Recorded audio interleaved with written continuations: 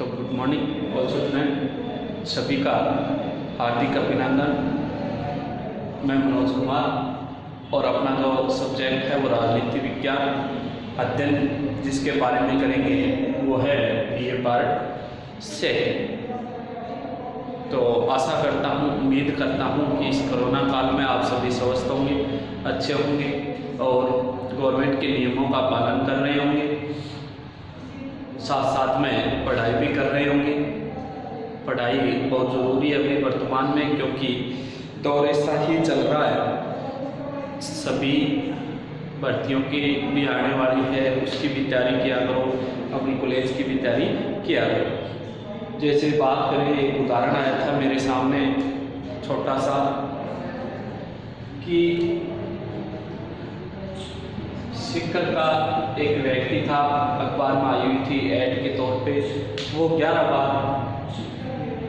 Exam दी थी और teacher वाली 11 बार एग्जाम सफल नहीं हुआ।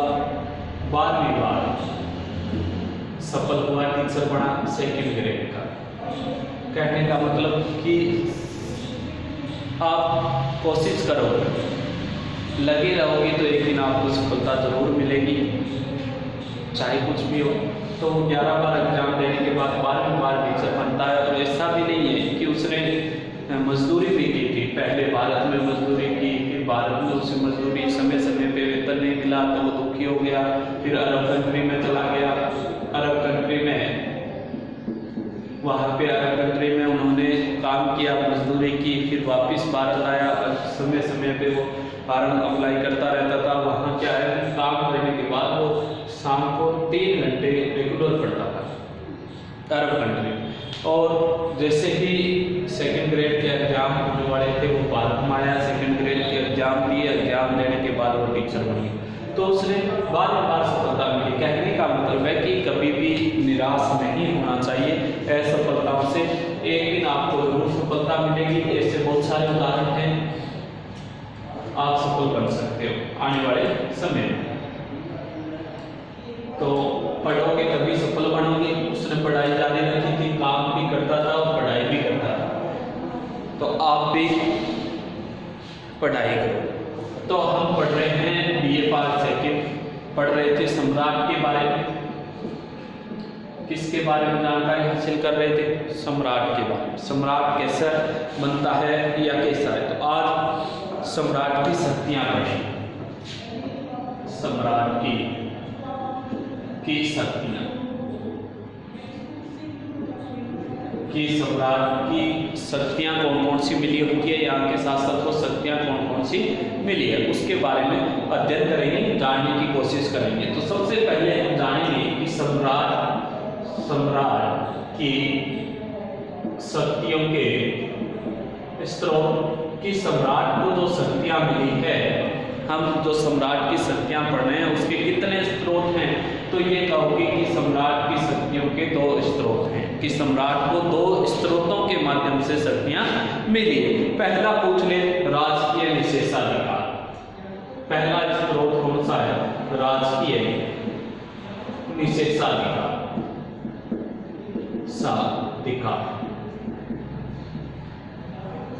तो राजकीय निषेधाधिकार पहला स्रोत। कहने का मतलब राजकीय होता है वहां का सरकारी कार्य, उसमें विशेष शक्तियां मिली। दूसरा संसदीय अधिनियम। तो बात चल रही है सम्राट की। सम्राट को कितने प्रकार के स्रोत मिले, कितने प्रकार के स्रोतों से शक्ति मिली है? 2 प्रकार के स्रोतों से शक्ति मिली है। राजकीय विशेषाधिकार, क्योंकि राज प्रतीक चिन्ह होता है सम्राट, और इस प्रतीक चिन्ह के कारण शक्तियां मिली है। दूसरा होता है कि वहां की संसद द्वारा सम्राट को क्या मिली हुई है? शक्तियां मिली हुई है। इन 2 स्रोतों का आधार मान के सम्राट की शक्तियों का डिवाइस किया गया है, विभाजन किया गया है। अब पूछ ले कि सम्राट की शक्तियां कौन कौन सी हैं। तो सम्राट की पहली शक्ति पूछ ले तो कहोगे कार्यपालिका की शक्ति। पहली शक्ति कौन सी है? कार्यपालिका की शक्ति। कार्यपालिका की शक्ति। सम्राट की जो पहली शक्ति का हम अध्ययन करेंगे पहली शक्ति के बारे में जानेंगे। वो शक्ति कौन सी है? कार्यपालिका की शक्ति है। कार्यपालिका की शक्ति की बात करें तो कार्यपालिका का प्रधान पूछ ले, प्रधान कौन होता है ब्रिटेन में? कि कार्यपालिका का प्रधान सम्राट होता है। कि संपूर्ण कार्यपालिका का संचालन है तो वो किसके नाम से चलता है? ब्रिटेन में सम्राट के नाम से चलता है। तो पूछ ले कि कार्यपालिका का प्रधान सम्राट होता है और कार्यपालिका का पूरा कार्य संचालन है वो किसके नाम से चलता है? सम्राट के नाम से चलता है। सम्राट ही मुख्य व्यक्ति होता है और वही अपनी इस कार्यपालिका की शक्ति को मंत्रिमंडल और प्रधानमंत्री के रूप में बंटवारा जाता है। अब बात करेंगे पहली इस कार्यपालिका में। कार्यपालिका का प्रधान सम्राट होता है, उसी के नाम से कार्यपालिका का संचालन होता है। हमने ये पढ़ा, ये जाना। पहली है इसमें राजमुकुट का सबसे प्रमुख कार्य समस्त राष्ट्रीय कानूनों को लागू करना। राजमुकुट का पूछ ले सबसे प्रमुख कार्य संपूर्ण कानूनों को लागू करना। पहला पूछ ले कि राजमुकुट, यहाँ का जो सम्राट होता है ब्रिटेन का, वो उस सम्राट प्रमुख कार्यों का संपूर्ण जितने भी हैं उसका प्रमुख कार्य है कि जितने भी कानून बने हैं उन कानूनों को समय समय पे क्या करता रहे? लागू करता रहे। दूसरा पूछ ले कि सम्राट या राजमुकुट, क्या कर सकते हो? राजमुकुट भी कह सकते हो। सम्राट मंत्रिमंडल व प्रधानमंत्री की नियुक्ति करता है। दूसरी कार्यपालिका से संबंधित शक्ति क्या है कि मंत्रिमंडल और प्रधानमंत्री की नियुक्ति कौन करता है? सम्राट करता है। वहां का प्रधानमंत्री सम्राट के द्वारा बनाया जाता है और मंत्रिमंडल भी किसके द्वारा बनाई जाती है? सम्राट के द्वारा बनाई जाती है। तीसरा पूछ ले आपसे कि वह सम्राट तीनों सेनाओं का जैसे जल, थल और नभ, तीनों सेनाओं का उच्च अधिकारी होता है। उच्च अधिकारी होता है कि सम्राट तीनों सेनाओं का, जैसे बात भारत के राष्ट्रपति की है ऐसे कि भारत के राष्ट्रपति का कार्यपालन या कार्यपालिका के नाम से चलता है, राष्ट्रपति के नाम से चलता है, उसी प्रकार वहां सम्राट के नाम से चलता है। और भारत के राष्ट्रपति ही कानून को लागू करता है, उसी प्रकार वहां का सम्राट कानूनों को लागू करता है। भारत का राष्ट्रपति मंत्रिमंडल और प्रधानमंत्री की नियुक्ति करता है, उसी प्रकार वहां पे भी सम्राट मंत्रिमंडल और प्रधानमंत्री की नियुक्ति करता है। भारत का राष्ट्रपति तीनों सेनाओं का सर्वोच्च सेनापति होता है, उसी प्रकार सम्राट भी वहां की तीनों सेनाओं का क्या होता है? सर्वोच्च सेनापति होता है, उच्च अधिकारी होता है। तो पूछ ले कि ब्रिटेन का जो सम्राट है वो तीनों सेनाओं का, जल, थल और नभ, तीनों सेनाओं का क्या होता है? उच्च अधिकारी होता है। उसी के नाम से तीनों सेनाओं का संचालन होता है। और पूछ ले कि इनके अधिकारियों की, जल, थल और नभ, इनके अधिकारियों की भी नियुक्ति कौन करता है? अधिकारियों की नियुक्ति सम्राट करता है। आपसे पूछ ले कि ब्रिटेन के जल, थल, नभ के अधिकारियों की नियुक्ति कौन करता है? वहां का सम्राट करता है, सम्राट के नाम से होता है। जैसे बात करें चार नंबर तो ये हो गई। 5 नंबर पूछ ले कि सम्राट वाणिज्य व राजदूतों की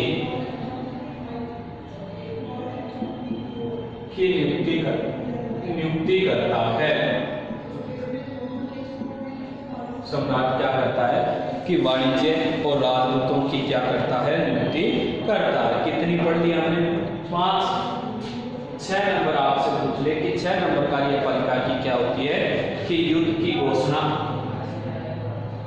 युद्ध की घोषणा संधि वार्ता, युद्ध की घोषणा संधि वार्ता का अधिकार क्षेत्र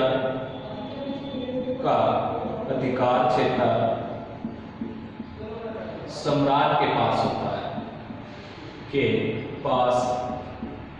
होता है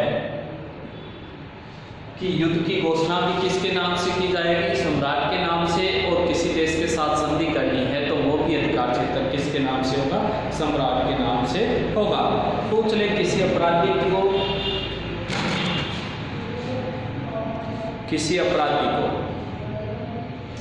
सजा देनी हो, क्षमादान देना हो या मृत्युदंड देना हो, क्या कह रहा है कि किसी अपराधी को, किसको भाई,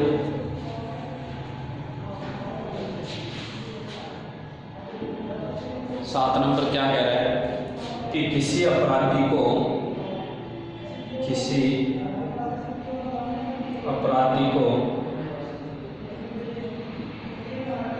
समाधान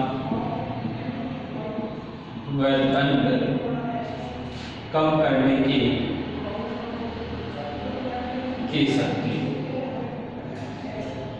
किसके पास होती है, सम्राट के पास से होती है। कहने का मतलब ब्रिटेन के सम्राट के पास यह शक्ति है कि वह किसी भी व्यक्ति की सजा को कम कर सकता है, अपराधी की, और सजा को भी कम कर सकता है।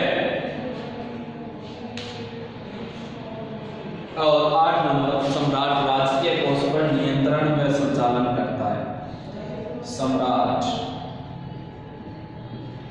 राजकीय कोष पर नियंत्रण व उसका संचालन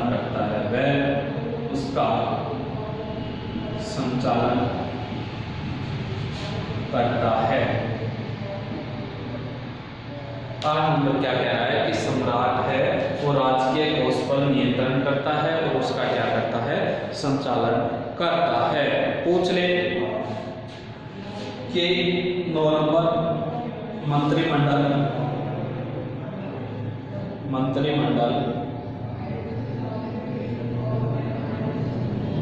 सामूहिक तौर पर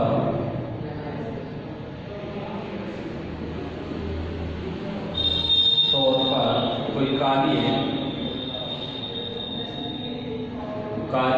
सम्राट के नाम से करते हैं,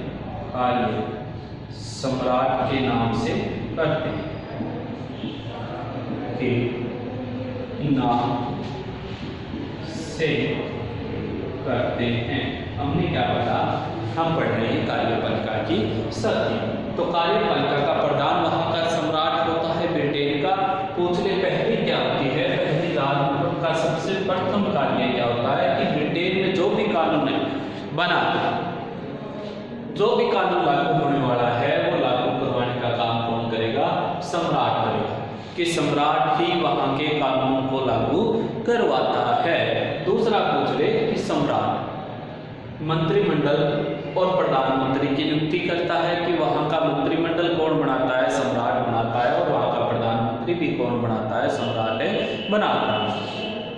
कि जिस दल को बहुमत मिला हो उस दल को प्रधानमंत्री के पद पर नियुक्त, उस दल के व्यक्ति को प्रधानमंत्री के रूप में नियुक्त करता है। सम्राट तीनों सेनाओं का सर्वोच्च अधिकारी होता है, चाहे वो जल हो, चाहे थल हो, चाहे नभ। फिर 4 नंबर कह रहा है कि जल, थल, नभ इनके उच्च अधिकारियों की नियुक्ति भी कौन करेगा, सम्राट करेगा। 5 नंबर कह रहा है सम्राट वाणिज्य व विदेशों में जो राजदूतों की नियुक्ति होती है उनकी नियुक्ति भी सम्राट करता है। युद्ध की घोषणा सम्राट के नाम से होगी, किसी देश के साथ संधि या वार्ता करनी है तो वो भी किसके नाम से होगी, सम्राट के नाम से होगी। अगर किसी अपराधी को क्षमादान देना है तो सम्राट देगा, या फिर उसे उसके दंड को कम करना है, तो ये भी शक्ति किसके पास होगी? सम्राट के पास है होगी। 8 नंबर कह रहा है सम्राट राजकीय कोष पर नियंत्रण रखता है, कि जो सरकारी खजाना है उस पर नियंत्रण किसका रहता है? सम्राट का, और उसका संचालन भी कौन करता है? सम्राट की देखरेख में ही चलता है। फिर कह रहा है मंत्रिमंडल जो सामूहिक तौर पे कार्य करते हैं वो किसके नाम से करेंगे? सम्राट के नाम से करेंगे। तो इस प्रकार से हम कह सकते हैं कि यहाँ के सम्राट को व्यापक शक्तियां मिली हुई है। ये थी कार्यपालिका की शक्तियां।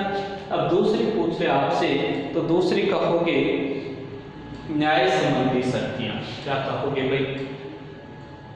न्याय संबंधी शक्तियां, कि सम्राट को यहाँ की न्याय से संबंधित शक्तियां कौन कौन सी मिली है उनका अध्ययन करेंगे। तो देखो न्याय से संबंधित शक्तियां, न्याय से संबंधित शक्तियां कि ब्रिटेन के सम्राट को न्याय से संबंधित शक्ति कौन कौन सी मिली है। जैसे ब्रिटेन के सम्राट को पूछ ले न्याय का स्रोत कहा जाता है। क्या कहा जाता है? न्याय का स्रोत, कि जो ब्रिटेन का जो सम्राट होता है वो कैसा है? न्याय का स्रोत। पूछ ले कि न्याय का स्रोत किसे कहा जाता है, तो कहो कि ब्रिटेन के सम्राट को कहा जाता है, या फिर कह सकते हो फाउंडेशन ऑफ ए जस्टिस। और न्यायिक शक्तियां हैं वो भी किसके अधीन रहती है? राष्ट्रपति के अधीन रहती है। कि ब्रिटेन के सभी न्यायालय, जितने भी न्यायालय हैं, कि ब्रिटेन के सभी न्यायालय सम्राट के न्यायालय कहलाते हैं। क्या कहलाते हैं भाई? सम्राट के न्यायालय। आपसे पूछ ले कि ब्रिटेन के जितने भी न्यायालय हैं वो किसके न्यायालय कहलाएंगे? सम्राट के न्यायालय के नाम से जाने जाते हैं। और इनके न्यायाधीशों की नियुक्ति, न्यायालय में जो न्यायाधीश होते हैं, इन न्यायाधीशों की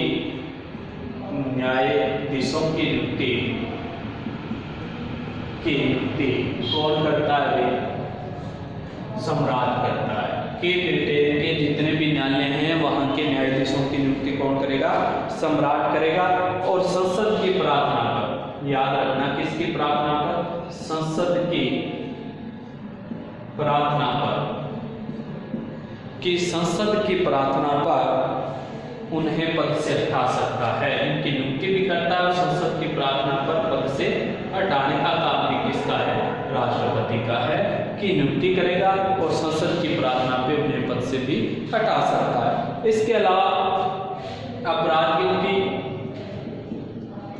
अपराधियों को समाधान व दंड कम करने की शक्ति।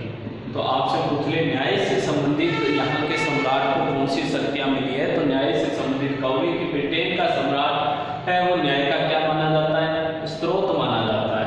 और जितने भी न्यायालय हैं ब्रिटेन के वो सम्राट के न्यायालय कहलाते हैं। आपसे पूछ ले कि ब्रिटेन के जितने भी न्यायालय हैं वो किसके न्यायालय कहलाए?